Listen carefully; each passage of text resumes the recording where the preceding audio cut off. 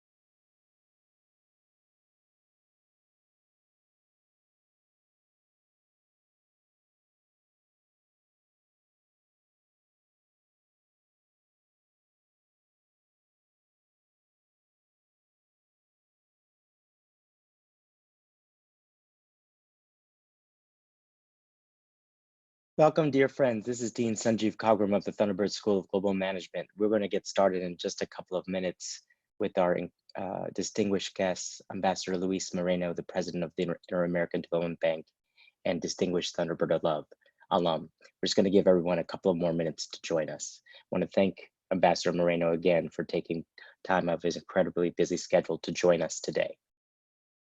To do it, Sanjeev. Anything for Thunderbird.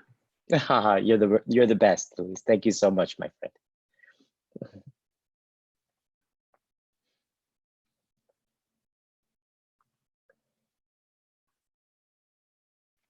While we're waiting, dear friends, I'll just remind you that this is one of the most important ones, but of many, many wonderful webinars that we've launched since we've entered this time of the pandemic, COVID-19.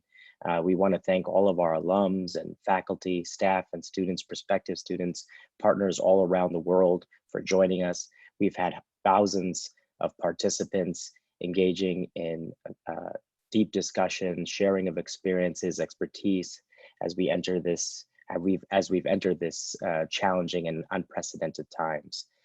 It's been particularly a pleasure to listen and understand and learn from all of our distinguished alums like Ambassador Moreno, who are leading major institutions, whether they be in the public sector, the private sector, civil society, academic institutions around the world. And as you know, Thunderbirds around the world have really been showing what global leadership means in difficult times. Petra, do you think we should get started, my dear? Yeah, I think we're ready to go. It looks like President Moreno is just reconnecting to audio, so he might have been having a couple of issues. Okay. But hopefully I'm okay. Are you good? Oh, yeah, wonderful. Okay, Yes. perfect. Wonderful. Okay. Great. So if you could, again, welcome, dear friends. This is Dean Sanjeev Khagram of the Thunderbird School of Global Management, the #1 ranked school for management in the world, alongside ASU, the #1 ranked school for innovation. Most recently, we're delighted to announce that we were ranked #1 in the United States and 5 in the world as in terms of universities for global impact, particularly focusing on the Sustainable Development Goals. In these unprecedented times, as I've mentioned earlier, it's our responsibility first to make sure as a top priority the health, well-being, and safety of all of our community members, our students, our faculty, our staff, our partners, our alumni, and community members around the world is taken care of. Second is to ensure that we have as rich an educational experience for our students, from undergraduates to our executives to our alumni around the world. And third, to be Thunderbird. We were founded right after the ashes of World War II. Those initial founders of Thunderbird believed that there was a better way to sustainable peace and prosperity, and that was by bringing the world together. Nothing perhaps has shown more again than the pandemic that the world is borderless in many ways, and yet this dynamic between borderless and bordered remains a central one for the 21st century. We champion, as you know, an inclusive and sustainable globalism, one that brings the world together. And perhaps no one has done that more in his career than our distinguished alum, Ambassador Luis Moreno, President of the Inter-American Development Bank. We'd like to have all of our alumni and partners share their year that they went to Thunderbird, their location, if you're a prospective student, whatever that might be, in the chat. We'll also use the question and answer function when we get to that point. We've organized this as really a series of questions to invite President Moreno to share both his experience looking backwards over the many accomplishments he's had, but also lessons he's learned, as well as looking out into the future. So if we could put up the next slide, Petra.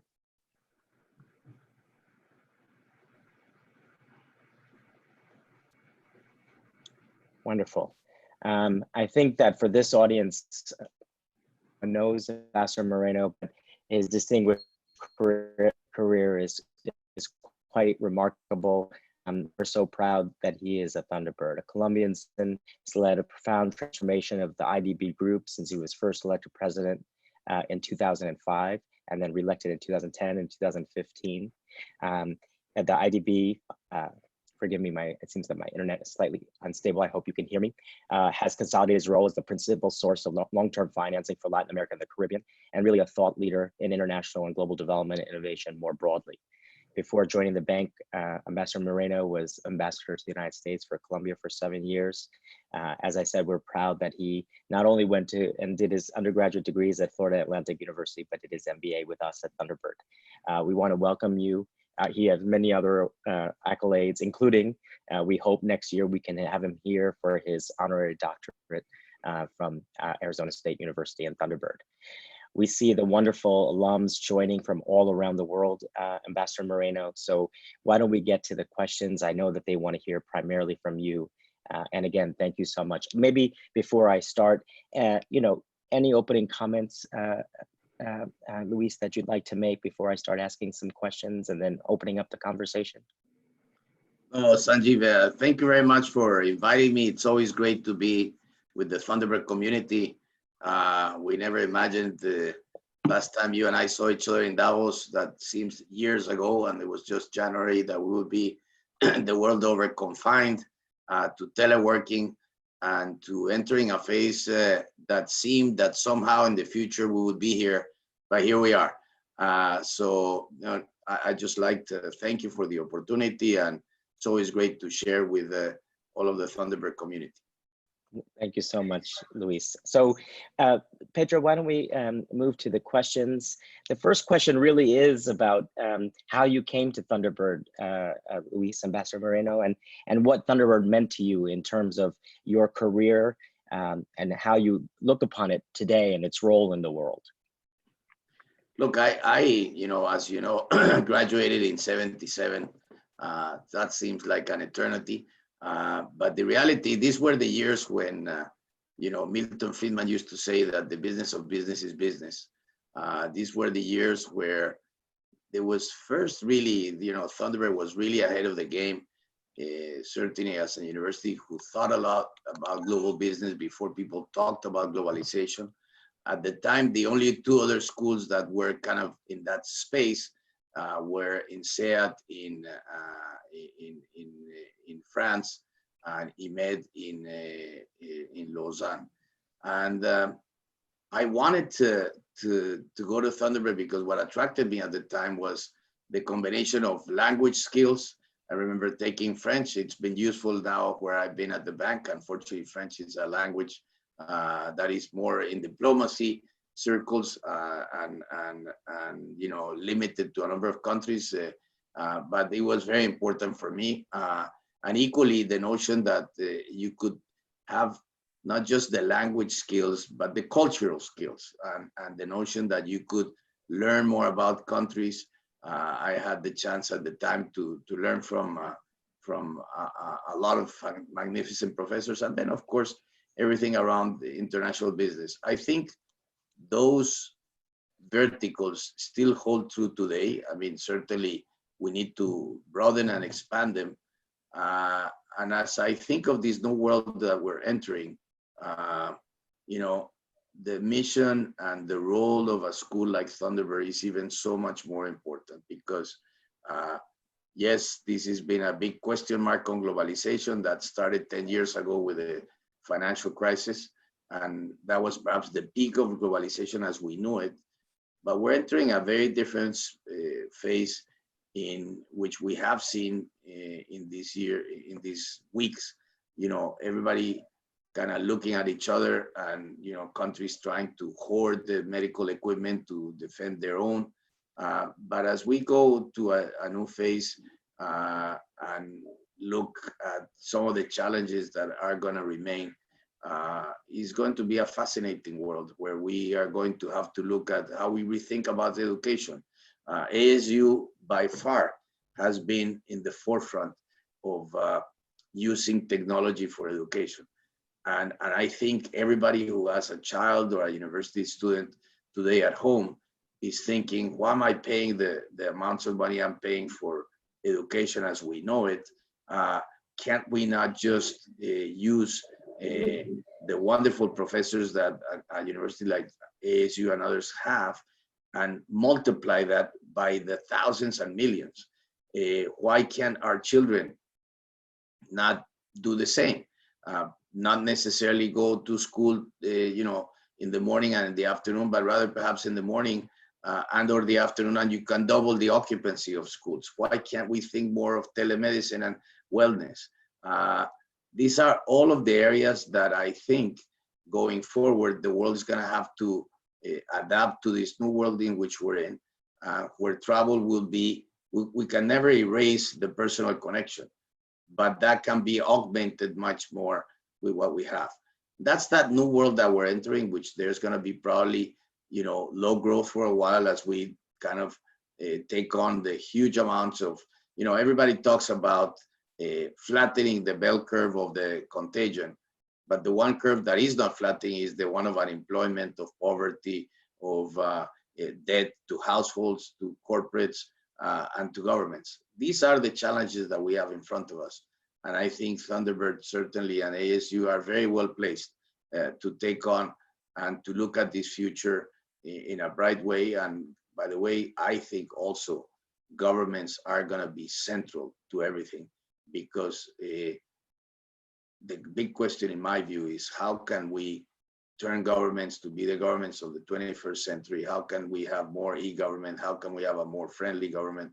These are all going to be the areas where that nexus of business and government are going to be fundamental. Thank you so much, Luis, for those opening thoughts. And I just want to share with you, because I know you, like you said, since the WEF, it feels like an eternity. We were talking about at that time the Australian fires, as you recall, and that was on everyone's mind, and climate change, and you know. So we'll come back to that conversation. I do want to share with you that what we were sharing with our alumni, our advisory council, that Thunderbird is stronger than ever, resilient, agile, and it is because we have maintained and brought back that magical triangle that you have invoked: global management skills, cross-cultural understanding and communication, and really understanding international affairs, international economics. To that, we've really added a big focus, as you know, with your guidance and many others, on disruptive innovation, new technologies, the fourth industrial revolution. And in your leadership role at the World Economic Forum, you've been one of the key leaders on this.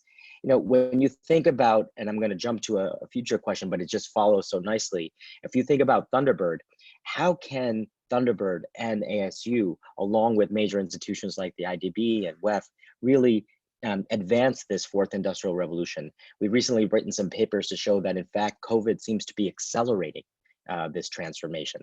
How do you see this as we go forward? Well, the first thing is that we are all human beings, and we had all of these technologies in front of us for a very long time. You know, Zoom is a perfect example, or for that matter, Teams, which is a Microsoft application for doing telework. And we were, you know, everybody was using these tools, but to a minimum degree. All of a sudden, they have grown exponentially, because that's the only thing we have to work and to stay connected and to do the kind of work that we need to do. And as we do that, we as human beings have been forced to do things we never imagined. I mean, we've had just you know, we are a 3,000 staff institution, and we perhaps for a long time already we're doing telework, but we never had a chance to plan and say, let's do telework for a day and see how it goes. We were all of a sudden thrown into this from day one. And when we were told, you know, you got to do a lockdown. So I think the point for me is there's a lot of learning that is going to come from this. We all know if we hear the scientists, which we have to listen to, which all say that this is going to be a long period. And I think human beings will begin to learn some of the things that we find, you know, appealing out of this new world that we're kind of operating out of. And so that will bring very different kinds of human behavior. And that human behavior and how we begin to think that we gotta really look at the kind of empathy that has been created, the amount of people-to-people connectivity, and how you go back to your essentials, which are your family, your friends, how it's important to nurture them. But at the same time, if history teaches anything to us, it is that the greatest innovations and the greatest change have come when there is tremendous human stresses, be it the war, be it moments of great creativity like the Renaissance period. They were all happening at times that humanity was going through severe stresses. So I look at this and I see, on the one hand, the very compelling and scary kind of scenarios that economists and others can paint. But I also look at the other part, and I think that's where we shouldn't be scared. We should, on the contrary, embrace this moment, make the best of it, and understand that it's going to be very challenging times, but it is going to be, the capacity of humanity to come together, and as a result, institutions, as we have to redesign them and rethink them for this new era. Let me take you back then, because all of our colleagues, we're all talking about COVID and the pandemic and the economic consequences and all this all the time. And what a lot of our alumni would love to hear about, Luis, take us back to when you started at the IDB. Where was the IDB at that time? Where was Latin America? What's happened, pre-COVID? What happened? What are you most proud of in terms of what you achieved at the IDB and where Latin America has come? I think our alums and colleagues would love to hear your historical perspective in some sense, given the specific place you've been as president of the IDB. Look, I'm going to be finishing my term in October. I will have finished the 15 years of service to the bank. And I came in at a very, very different time. 15 years ago, people forget, but 15 years ago, the US had a surplus. It was the year that after President Clinton had come out of his administration and had been able to demonstrate that the US could balance its budget and debt levels were low.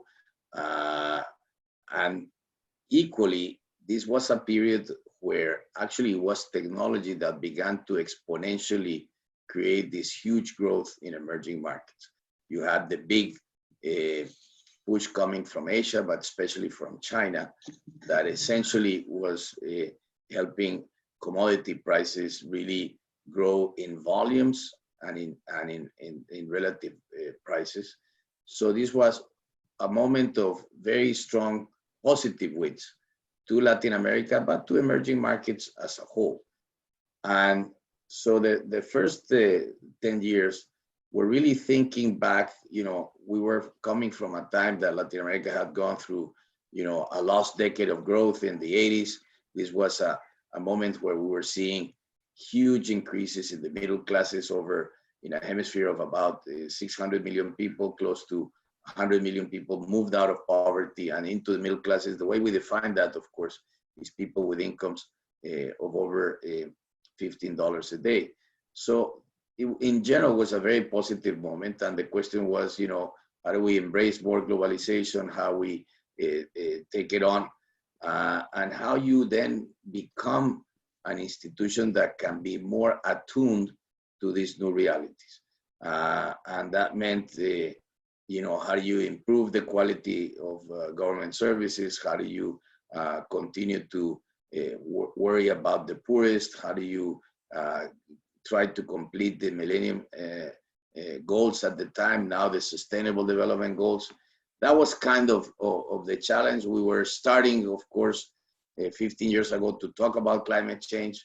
Now we know it's a certain reality that we have been given all kinds of advance notice, not unlike COVID that happened in weeks. Climate change, we know, is a reality out there. And I hope, if anything, COVID teaches us is that we have to be mindful that climate change is here with us and we have to deal with it. And if anything has happened during these weeks, is that essentially the temperature of the world finally have dropped. because we all know the drop in consumption of oil. We know what's happening to our oceans. There's somehow, all of a sudden, when humanity is confined, the earth is saying to us, see, that's the kind of balance that I want. Not necessarily that we all get confined, but I think it's a huge lesson. It's a huge, something the earth is telling us as well. So that was kind of like my first 10 years. And then in came the financial crisis. And that changed, you know, a lot. It had a huge impact, certainly, I think, overall on globalization. It was less so in Latin America because countries had acquired fiscal balances. They had some surpluses that they could work with. And so very quickly, it was essentially a V-shaped type of recovery for Latin American countries. And then over the last 5 years, what we have seen is, as a consequence of the financial crisis, a slowdown in growth overall in the world, you know, at different speeds in different times. And that was already, for Latin America, if you want to compare to medical terms, we already had pre-existing conditions coming into COVID, in which there were countries with high fiscal deficits, current account deficits, inflation, but more importantly, slow growth. So throughout, I would say that I've had a moment where we had to essentially be continuously adapting, embracing, you know, the challenges of technology and really taking them on. And that's something we started over 7 years ago. That's why when all these things started, you know, 98% of the bank has everything on the cloud. Everything is digital. We can quickly adapt to these new moments. But more importantly, our staff has truly embraced this. And that means that as we look at solutions, as we look at creativity for the challenges of COVID-19, we're much more fit for purpose. And so that I feel very proud about. And more importantly, I think not only is it the amount of lending that we do, which is very big, it is the quality of our staff and the quality of the people that we have at the bank. That's our biggest asset. And building good teams and building, you know, the strongest, bringing the best is something that is perhaps the biggest management challenge. I devote at least 50% of my time dealing with the personnel type issues because they are the most important. And so I feel proud that we have a very engaged kind of institution, and we actually finished our latest engagement survey. We're at about 42%, you know, as you know very well, a high performance organization is probably closer to 60, but for a public institution owned by 48 governments, having that level of engagement is very important. I think if we were to take that same survey today, we would probably be close to 60%. So I feel proud of what we've done to remain very relevant, to understand that development happens not just through public finance, but equally through private finance. And here we were able to grow significantly our private sector arm, as at the same time we've done with our innovation lab. So we created a lot of the tools that governments are going to need for development, be it either from the public sector and more importantly, through the private sector. I think the one positive thing that we all saw, and you remember in Davos, is this whole stakeholder theory, the fact that businesses have to be more mindful of the space in which they work, in which they develop, and not worrying just about profits, but worrying more about the communities under which they operate. And that reality is so true today. Worrying about your employees, worrying about your suppliers, worrying about the environment in which we operate and how to make that environment better. That is the single biggest challenge for managers with a capital M going forward. And I hope that it is with the teachings of Thunderbird that people can get those tools and realities that development, all of these things are going to matter. It's a much more expanded type of agenda that a manager has to deal with. And that's what I think we've created and supported. It's phenomenal. And as you know, we're trying to live up to these challenges and opportunities that you've shared with us, Luis, with our partnership with the UN Global Compact. with a new core course in sustainable business and many others. I wonder if you could share, again, pre-COVID, sort of more personally about your own leadership journey. What did you learn along the way? What were the greatest lessons that you picked up that you would share to other, particularly our younger students, but also our alums around the world? You know, what do you wish you could have done differently, and had you known, you would have done differently? And, you know, going forward, would recommend to others to consider in terms of their own leadership journeys? Look, I would begin by saying, as a general rule, to me, what has helped me all throughout my life is, no matter what I've been doing, to have a notion of a very expansive type of agenda, of always setting your goals very high. Maybe you don't reach them. In fact, many times you don't reach them. But if you're always trying to go to the top, along the way, you achieve a lot of things. Now, this is, of course, as we know, I mean, we can read all the management books and we can be prepared for all the challenges. But being that management is about people at the end, you'll always make mistakes. And so it is your style, which is important, is your capacity to connect to people, is your capacity to motivate people, to always understand in these kinds of positions that getting into the detail and kind, you know, if you get too much into the weeds, very soon you find that people stop responding and therefore wait for somebody else to make a decision, in this case, if that were you. So I always say to my colleagues, look, I'll give you enough line even to hang yourself. So I want to always just set these big goals and get people to really be motivated and be their managers of their own kind of future and capacity to develop and do things. And one of the things I always strive is for people to have creativity, to take risk.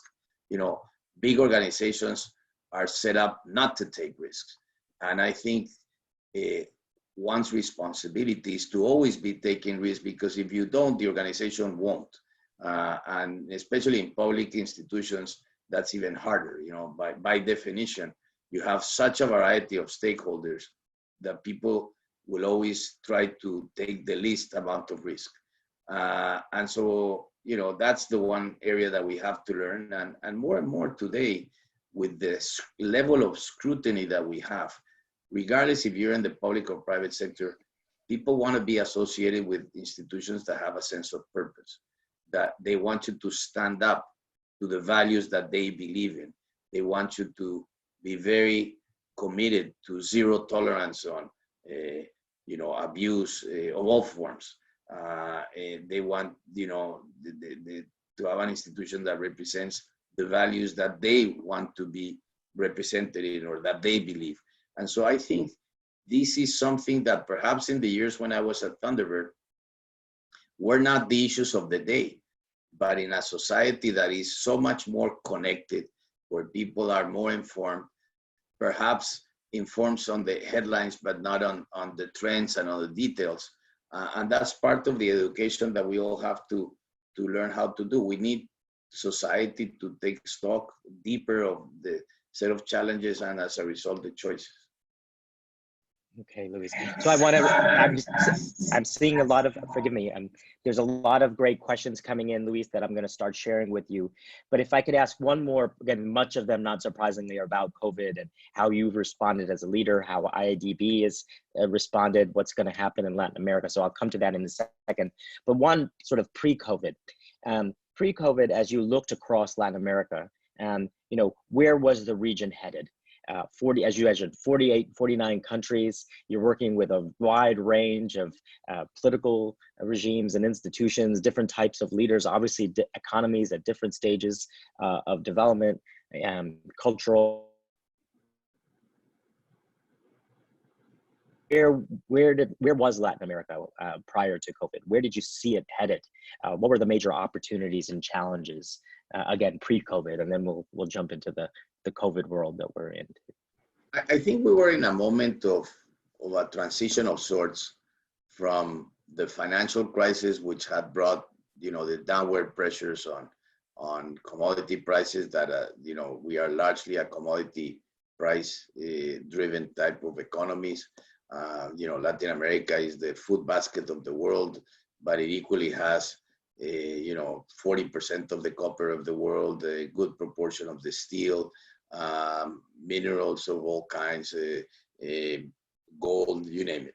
So that downward pressure on commodity prices that really was linked, to the consequences of the financial crisis and the low growth that we had, were really, kind of coming out of the different political cycles in which there was more of a left-leaning set of leaders, now more of centrist set of leaders, perhaps moving more in the need to do the structural reforms that our countries require, and always with the question, I believe, of a very active civil society that was awakening to demand more, not to have the public service that people were demanding, say, 20 years ago, but more importantly, fast forward to the quality of those public services, be it education, be it health. And actually, people were on the streets demanding that. There was a very vibrant kind of civil society that equally was very mindful of the challenges of climate change and wanted countries to do the best to prevent climate change in a region, by the way, that is perhaps no more than 8% of landmass of the world, 40% of its biodiversity, and very little contributor to emissions. But this is the global commons, and we have places like the Amazon, which are so critical for the world as a storage of CO2 emissions. And well, this was all the discussion in the Amazon, as you recall, late last year as well. Yeah. So now we enter COVID. It's slightly after our time at WEF. You get back to the IDB, you start to see the reports coming in. How did you respond as a leader initially, Ambassador Moreno? How did you take in the information? What did you do that we can learn from in terms of, for lack of a better word, crisis management? How did you start to make decisions and bring this incredible assets that you developed over 15 years, all the successes, the team, the engagement of staff? How did you start to, in some sense, deploy those assets as the pandemic started to become more of a reality? Look, as you recall, we were already hearing the case of what was going on in Wuhan when we were in Davos. But the reality is that you had seen pandemics, a pandemic is actually more global in nature, but at least these kind of outbreaks in health, from Ebola to SARS, to H1V, to the other COVIDs. So we had seen that before. Asia had seen a lot of that, and yet they had been able to contain it. So the first thing that came to mind is, oh my God, here is another, expansion of a pandemic. But, so far what Asia has been able to do is to contain the expansion of that, like Ebola was contained, and like other pandemics had been contained. You never imagined that this would travel at the speed it was going to travel. You have what's called the R factor, which is the number of people that if they are infected by the disease, how quickly that disease reproduces. And we know that the R factor is 3, so one person can very quickly infect another 3 persons and those 3 persons, and so that exponential growth, which basically showed how connected we were as a world. I mean, the first cases, as you know, that began to arrive both in the United States and Europe were coming from Asia. And then the cases that started to come to Latin America and even to the United States were coming from Europe. And as such, we started to see all of this connectivity. We had our annual meeting in Colombia, actually set up for, it is our biggest event of the year. normally get about 5,000 people, and we were supposed to do it in the third week of March. So the first question was, is this going to go to Latin America? Well, there were no cases then, but yet the World Bank and the IMF were already talking. I was talking to them. They were thinking of doing a virtual spring meetings as they were actually done, and they made that decision about five or 10 days before we made our decision to not have the annual meeting and actually postpone it. And then you started seeing, how quickly all of the health systems were totally overwhelmed because, the intensive care units, they're set up for a limited number of people, and never do you have thousands of people having to come to intensive care units or to hospitals in the way that this pandemic forced people to go to hospitals. So in Latin America, we're very quickly worried about the immediate sanitary challenges, how to get equipment to countries, and this is kind of a wild west. Everybody's hoarding the equipment. Countries are prohibiting the export of respirators or all of the medical equipment that is required. And so that was a first challenge. And then I think we're in a phase, and this is like in baseball, I think probably we're in the third inning of a 9-inning game. And so right now, everybody is doing a kind of a trial and error because there's no exact science to this. We know that you got to do more testing, how you have to continue to keep social distancing, but you got to start to restart the economies again. And this is the phase where the world over is in the midst of this discussion. And how do you do it gradually? How do you do it in areas that create more aggregate demand? How do you do it in areas where you have an impact, in the case of Latin America, on jobs? We're seeing already, as you saw this morning, the unemployment rates in the United States just going very, very fast. The US could end up having 20–25% unemployment, which is shocking. You've seen countries in Europe already with the projections of, negative growth of close to 8%. Our estimates for Latin America, if this is mild, it will be -2%. If it's very severe, it could be -6%. So that's the moment we're in, and this will have huge consequences. So as we went along, it was truly learning by doing. It was trying to understand the health issues and the sanitary issues better, but equally was understanding what governments were going to need. And this was around, aside from the financial needs for the sanitary challenges, were equally, how to preserve jobs, how to give governments more fiscal space to spend on this, and how to allow small businesses to survive this very challenging time. So those were kind of the things and that's kind of the area where we have been working a lot, and trying to put all of these in a more coherent way, and producing the kind of knowledge pieces that for countries and decision makers to work upon.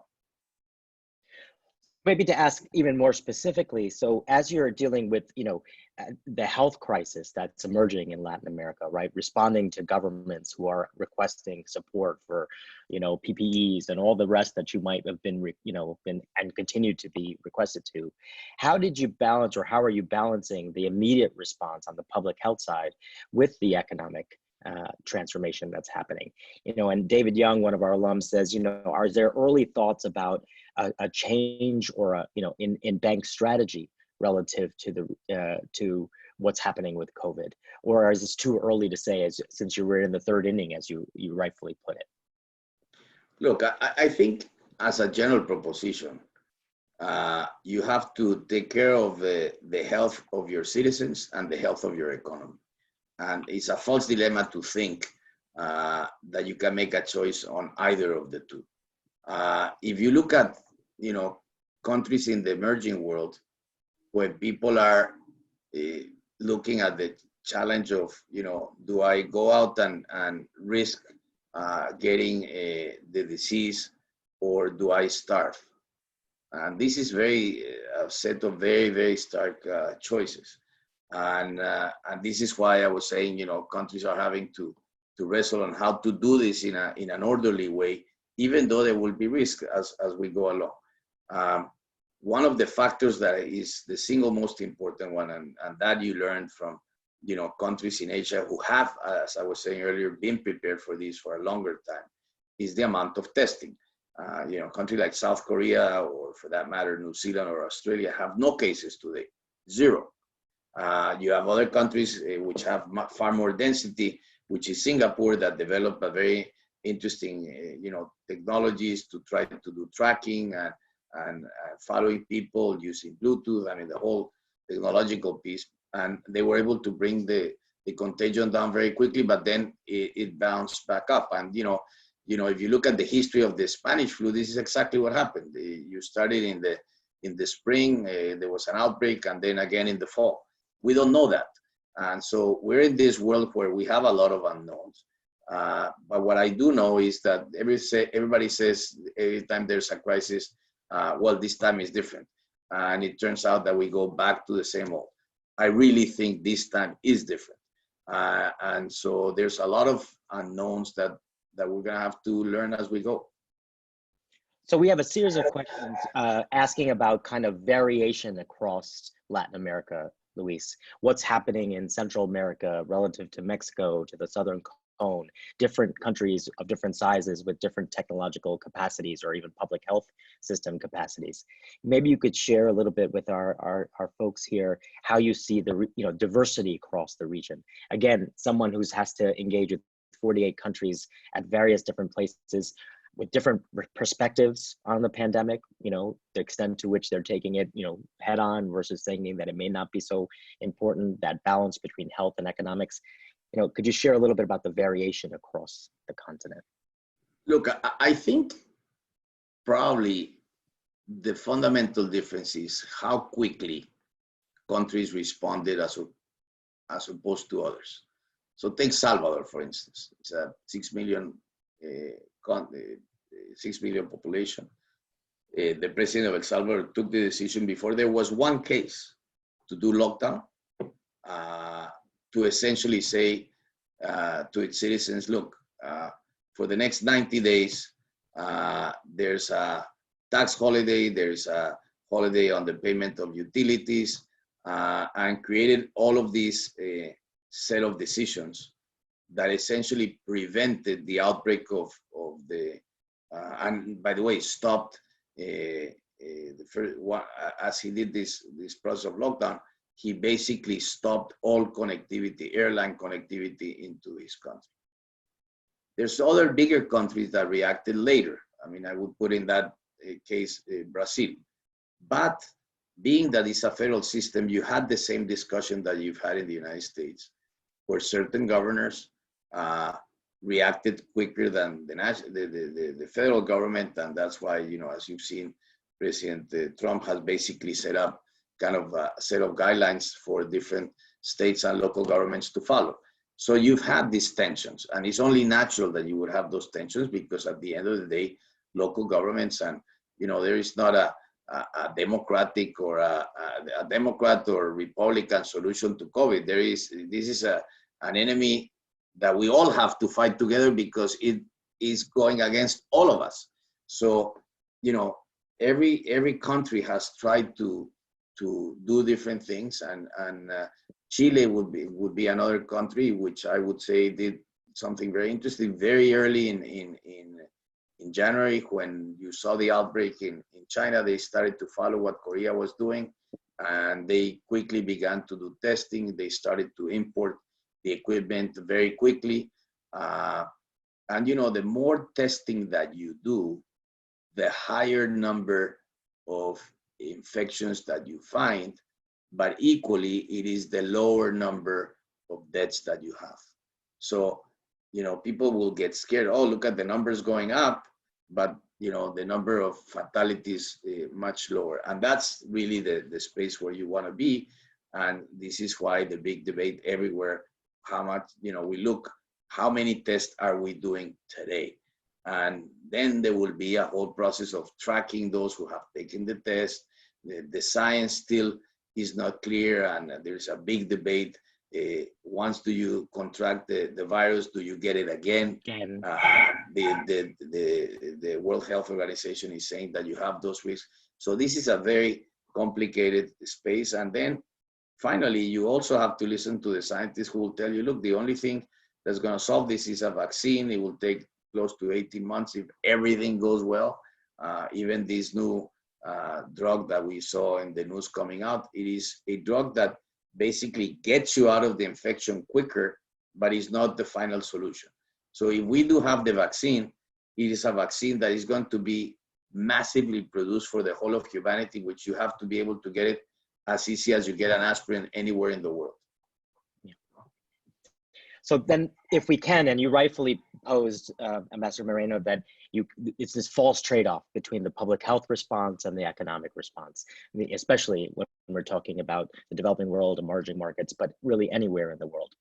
Nonetheless, governments around the world, including across Latin America, started with monetary policy and then quickly moved over to fiscal policy. There's not a lot of room to maneuver given, the state of health of economies and governments around the world, and particularly in Latin America. So as you look out into the future, and Latin America specifically, obviously it's connected to the world, the global economy.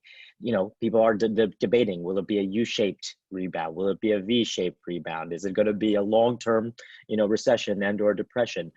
How do you see it evolving? And in some sense, that partly depends on what we do, what IDB does, what the governments do, what the private sector does.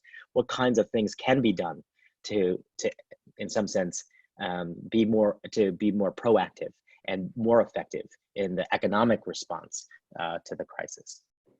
Look, I mean, it's very different, as you know. I mean, the US and the developed countries have the luxury of being able to do fiscal stimulus that amounts to anywhere, like in the US, over 10% of GDP. To countries in Europe, Italy has done 20% of GDP. That luxury countries in Latin America do not have, with one exception, Peru, which had a lot of fiscal buffers, and their total amount of stimulus is going to be about 12%. The rest of the countries are probably 5%, but closer to 3%, and some countries even lower. So that means that so what do they have to do? They have to take on debt. They got to use what we call helicopter money, that is, use your central bank to do what the US Central Bank has done, take high yield paper and discount it through a Fed window.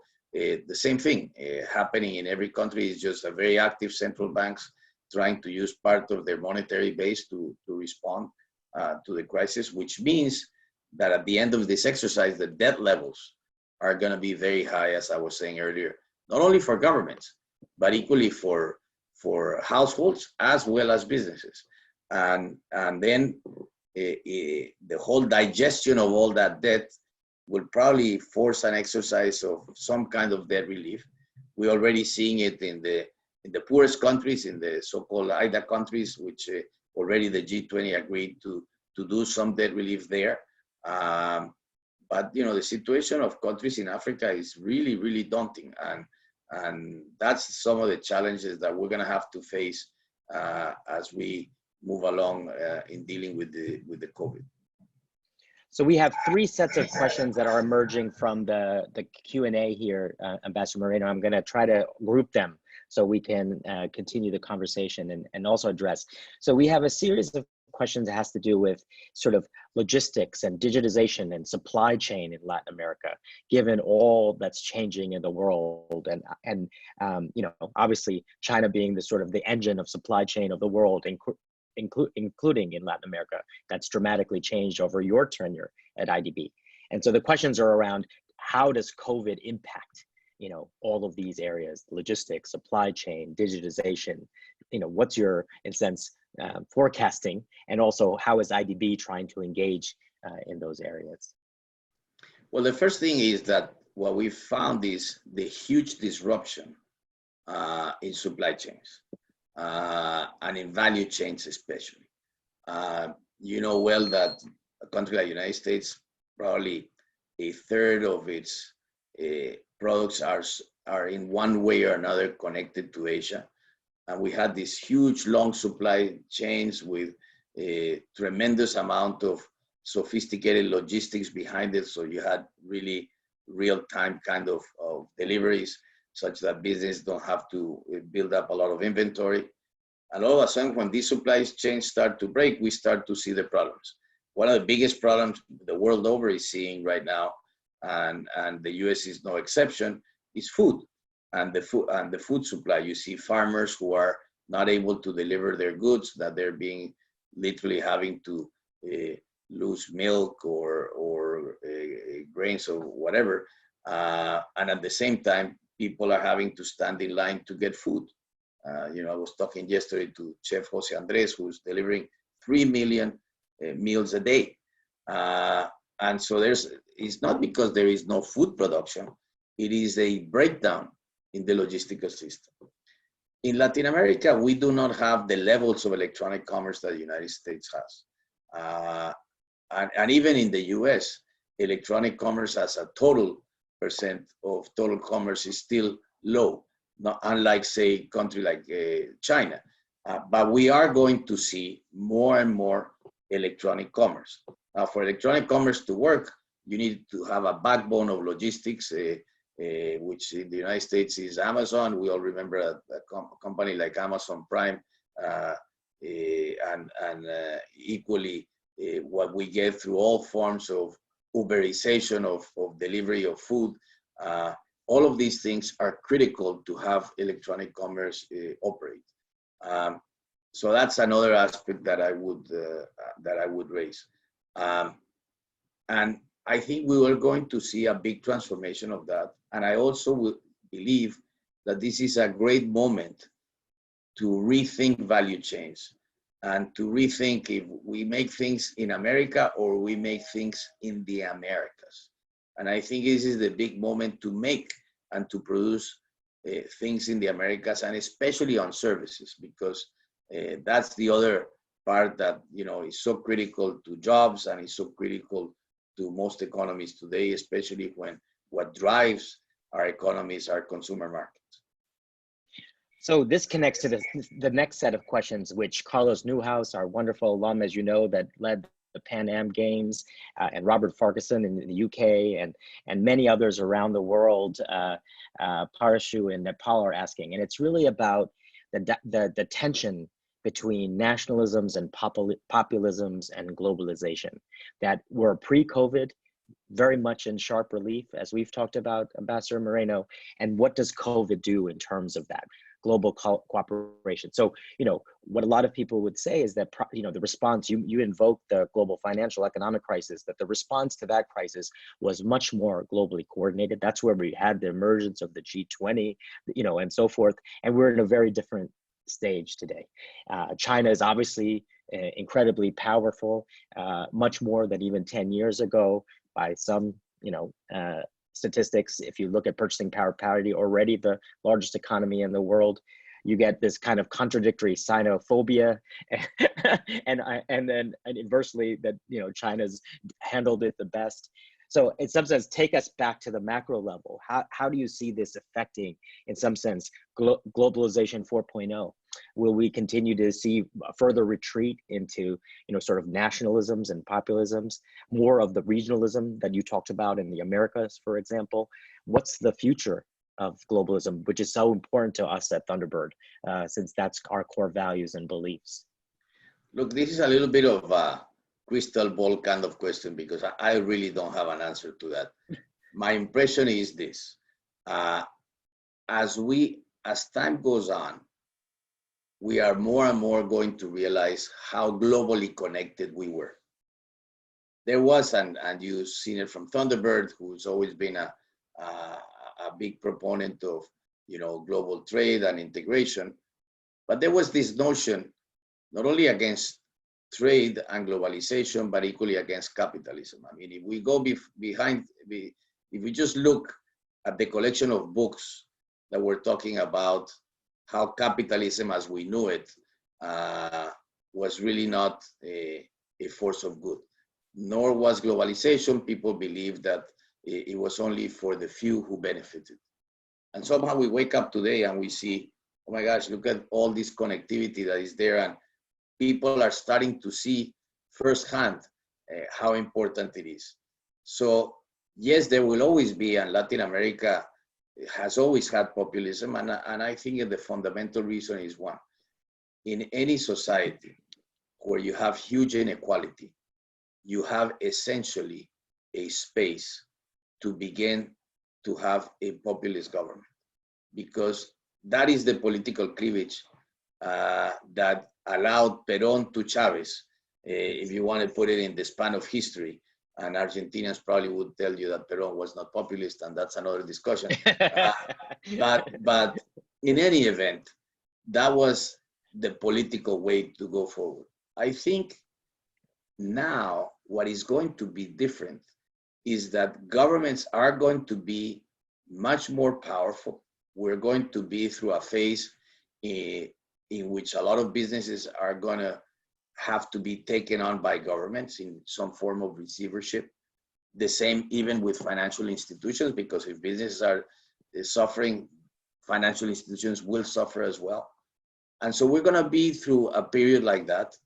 The government is going to be very central, but it's going to have to be far more accountable. And society as a whole will be watching that more, and will be, I hope, in a better quality of scrutiny. And this is where you can begin to have a more rational discussion. And I am fundamentally an optimist, so I hope, and I think we'll see peaks and valleys of this, but we all, human beings, have had a huge shock with this. And it's brought the best of many human beings, and also the worst, as we know. But I like to think that the worst is the minority, not the majority. And so that sense of empathy, that sense of being able to understand that we are only good when we're able to cooperate is what's going to come next. And if that's the case, just the politics of division, of creating negative identities, all of that, I hope will go by the wayside. So if I could ask more specifically, as you talk to leaders across the region and you think about the IDB, what about this sort of trilateral relationship between Latin American countries, the US on the one hand, is a historic sort of partner, and China on the other? How do you see that moving forward now, given COVID and what COVID has sort of introduced into those dynamics? Look, I know there's always I think that Latin America, like the United States, like Europe, has to trade with all of the world, not just with one part of the world. The reality is that China and the appetite of China for commodities was a force of good for Latin America, in that it bought a lot of products from us. It helped, as a result, bring our economies to grow in ways we had not grown before. But we on this have to come at it with our eyes open and look at what's best for each country's national interest. So I think we're going to, we're just starting to see the consequences of what came out of this. If, there's going to be plenty of time to discuss if this was just a mistake in a lab, if it was problems of containment, could it or not be contained. There's going to be a lot of questions on China going forward, and questions from the world over. But in the meantime, I think right now, we just gotta focus on the immediate challenges at hand, which are huge, until we can really come to a new normal, which will take time. So, Luis, people are asking also on Latin America, as we've seen around the world, sectors and particular areas where you see either complete transformation. So, for example, in terms of travel and tourism, where you started with the education sector, which is of course where Thunderbird and ASU are, dramatically trying to innovate and push the frontier, but all over the world. Where are the sectors you see at IDB which are going to be fundamentally transformed in Latin America, and other sectors that perhaps will be able to rebound more, easily, if we could put it that way, across the region? Look, I think that travel and leisure is going to have a very tough time. I think probably not only people's fear of flying, because you have the risk of being infected by the virus, but equally, I worry a lot about countries that depend a lot on tourism. The Caribbean is a good example. And, you know, you probably are going to see more national and local travel more regionally than you see the nature of global travel that you had before. And these businesses are going to go through a very tough transition. Yeah. So now we're going to wrap up with a kind of going back to you and Thunderbird. One of the questions that came through is, you know, what's the greatest mistake you made as a leader that you learned from that you would share with others in terms of their own leadership? That's a question from Mercy. Look, I think I made many mistakes. I think, you know, thinking when I first came to the IDB, I did a major restructuring. I read all the books about how to do it successfully, and as I was doing it, I found myself doing all the mistakes that the book said that you should do. Look, we all, I think in life, one has to understand that you make mistakes and you have to learn from them. They're always, if you have the capacity to have introspection and to think, what did I learn here? What did I do wrong? Is really the most important part. One should not be afraid of mistakes. I think they're only natural. We're human beings. I think what's important is not to repeat them, and to not repeat them, you have to learn from your own mistakes. So going back to Thunderbird, a lot of folks are asking about, you know, what's the most important thing that we can teach our students for this next stage that we're entering? What can we take the very best of the past, as you raised at the early part of your comments, and what else do we need to add to empower them to be successful global leaders, managers, professionals for this age that is emerging? I think we're going to have to do a lot of listening and a lot of observation, more than any other time. I think that the rule book for this new age is not written. And as a result, I think getting your students to have the tools to do that process of search and understanding. That to me is the single most important tool that you're going to need for the future, for the post or COVID area, or the new normal, if you want to call it that way. And then there's some questions about how many T-Birds do we have at the IDB, and how can potential alums, who could they reach out to perhaps to think about how they could partner and support the IDB's work in Latin America? Well, we have many T-Birds at the IDB. My assistant, Sebastián González, who is fantastic. He is the best point of contact, because he's a much younger TB, but a very brilliant one. And so, you know, with him, and you know him, of course, Sajiv, and so he's the best person. Okay. And I know we want to let you go, Luis. You've been so generous with your time and your thinking and sharing your perspective. Really, the last question people are asking about, as you look onto your future for yourself, how do you imagine the next phase of your incredible career? What do we expect from Ambassador Moreno in the months and years ahead? Look, right now, I'm just so overwhelmed and thinking about all this new future. I want to try to leave the bank for my successor in a place that he or she can take it to the new level. It's going to be a very different kind of time. I want to try to be able to set in motion a lot of the questions that anybody coming to this job will have, and at least have a base from which to move on. I think is the responsible thing. Institutions of this nature is like building a building. You know, you build 2 floors, somebody else come build the other 2 floors, but you still got to continue building. And so I think in part of doing that is just providing all the tools such that the next floors are easier to build and are better and more adept to the new moment. And in terms of what I will do in the future, I have no clue.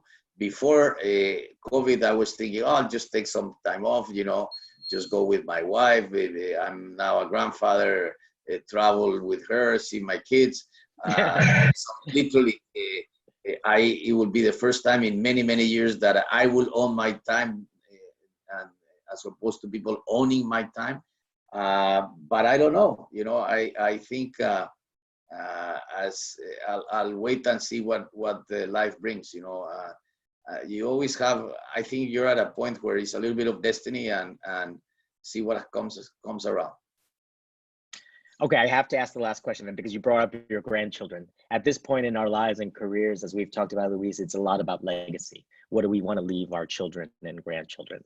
So if you could say in a few sentences, you know, what do you want people to know about your legacy? What kind of a legacy you want to leave behind, you know, at the IDB, more broadly across Latin America, you know, for the world, in terms of thinking about your children and grandchildren?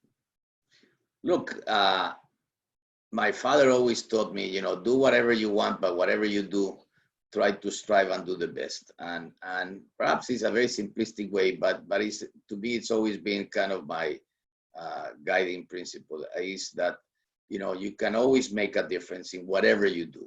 Whatever chances life gives you, you can make a difference.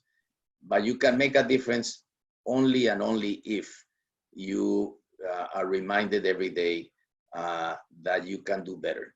And this is, and you know, you can set your goals high, and you can look forward and be unafraid. This is a tough situation for all human beings, but be unafraid to deal with the many challenges that come. The more fascinating challenges that always come to you are the ones that are the least expected, the so-called black swans. We're always defined in our life's journey, not by what we do in the everyday, but how we react to moments and difficulties like this one.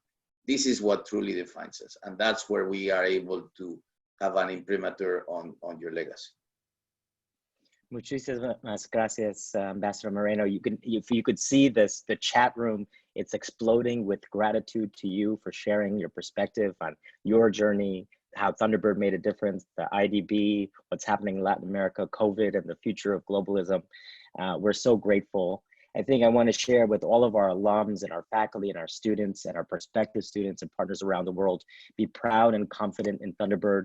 Because of great leaders like Ambassador Moreno and all of you, we're out there making a difference in this era of black swans.